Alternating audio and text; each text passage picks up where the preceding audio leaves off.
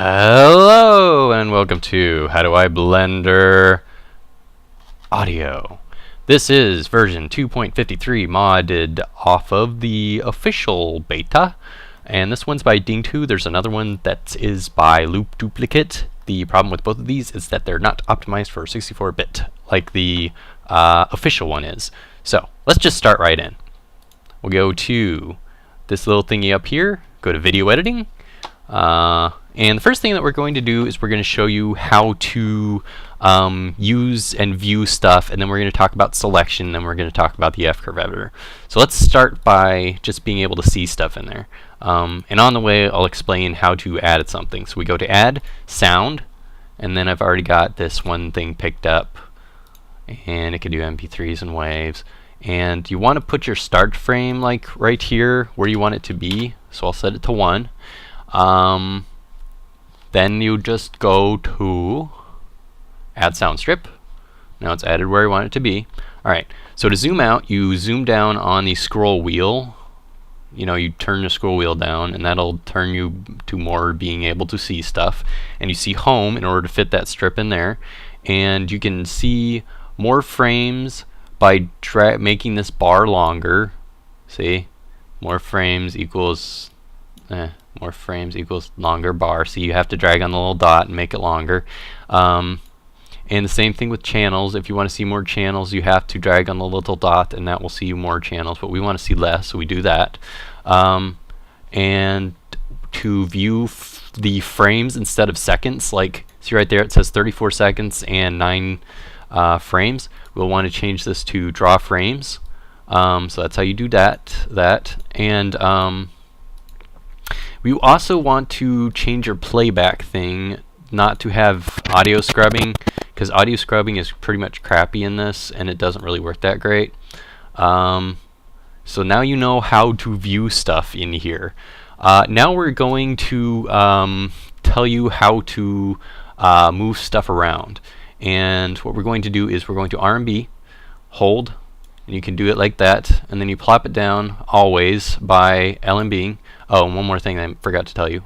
You can set your, I should probably tell you about viewing, then playing back, and then about how to move stuff around. So you can play back stuff by putting the frame range that you want. So this is set to play frames 1 through 250. Let's make it a little bit shorter than that. Let's make it 100. Now you see that this gray area over here, the one that's slightly lighter and crisper, that's your playback range, and it's in between those two black lines. The rest of it, that's one part that's soft and darker, that's the part that's not going to play back. So if you hit this button right here, it's going to jump to the first frame in the range, and then yeah, it's still well. You can change your start frame over here by changing it to 1, and then you can play it back by hitting this button. You can also hit Alt-A, and that'll resume where you start from where you left off, and it'll continue looping like that. So now you know how to play back stuff as well. You can also grab a strip and move it around by hitting G, then moving it around. You can also pan. Oh yeah, I forgot to tell you. Hold down the middle mouse button and do this. Just move the mouse around in order to pan. You can also change where the strip starts and where it ends by RMBing on those arrows and then moving it where you want it to go. And let's put it there so we can start in the middle of it.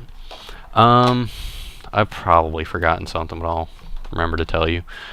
And I just hit home right there in order to fit the selection in the screen. You can also hide a strip by hitting H, and that'll just make it so it's muted and it won't play when you're doing your final render. And to undo that, you hit Alt-H. So I think we can go ahead and start in the F-curve editor now. The Y-axis tells you your factor. Yeah, it's still recording. Your factor on the attribute that you're adjusting. And the X thing just shows you the number of frames. You see how these match? That says 173, that says 173. We're going to open up our properties in the F-curve thing so you can see where the cursor is. See? And you can manually change where that's going to be. 1 is just 100%, so it doesn't really change it at all. And X, like I said, is your number of frames. So now we're going to add a keyframe right here. We right click on the attribute we want to change, and we want to change the volume. So we right click, insert keyframe. You have to manually change in user preferences what you want the button to be to insert the thing, and you also have to be having clicked in this thing in order to change it, because Shift-I doesn't do what people say it does. So we're going to add a keyframe there. Actually, I think it's already been added, but you can't see it because, I mean, you can barely see it, but it's behind that thing. Then we're going to add one, let's see, zoom out here, and we're going to add one at frame, let's just say 90. So let's go and make our cursor go to frame, well, yeah, frame 90. And then we're going to add another keyframe there by right-clicking and adding a keyframe. Then to select just one of the individual things, we RMB, we can move it around just like the other one. You can also use G. And then we're going to move it up to be to where it's really loud. This would be like 400%. And it's actually, to be exact, about 447.9% higher. Now we're going to make that so it's in the middle of the track, so we put it over here. And let's just add one more keyframe so I can show you what 0 does. I don't know what going below 0 does. It makes the attenuation go higher, and it actually makes it go negative. So let's make cursor Y go to 0. That's completely muted, and then add a keyframe right there. And oops. Then let's move it to where it's actually within our playback range. Why does that thing not update? Well, that's close enough. Did I make it at 0? I thought I made it at 0. Well, there. That's close enough to 0. So now it's going to go regular volume up to really loud, then down to quiet. So let's play that back and see what it sounds like.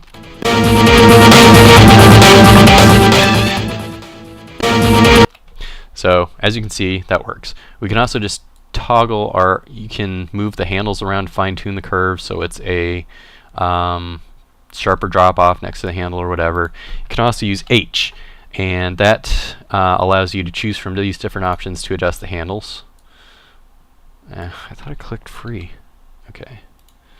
H, free. Come on. Oh. Well, this makes no sense. Anyway, you're supposed to be able to adjust the handles independently.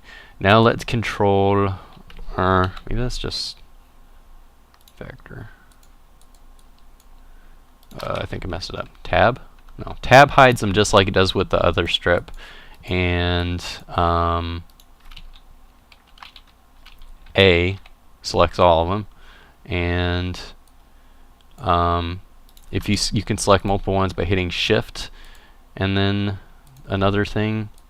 So like right there, I've selected 2 of them, and then I'm going to change it to linear. You can also change it to constant, which does make it do this like do do do do do whoop, and then it does like go straight up. So that's pretty much all I have to tell you. If you remember mix downs from version 2.49a, those have been taken away. You cannot just do an audio only mix down. So once again, Blender user hostility has gotten the best of us. See my next one. Plug plug.